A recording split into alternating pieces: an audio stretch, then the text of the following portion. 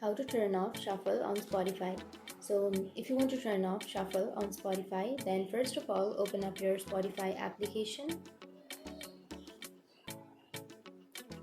and after opening your Spotify, now you can simply choose a playlist, any playlist that you would like. So I'll be going to your library and then choose a playlist. And after choosing a playlist, now here on the middle of that playlist or in the middle of that screen, you will have a shuffle option on the right side.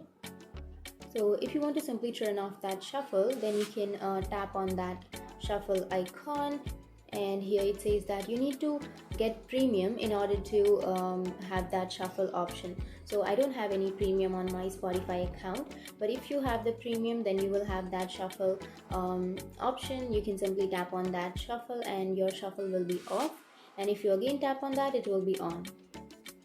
So that's it, and if you have any questions, feel free to comment below. Thanks for watching.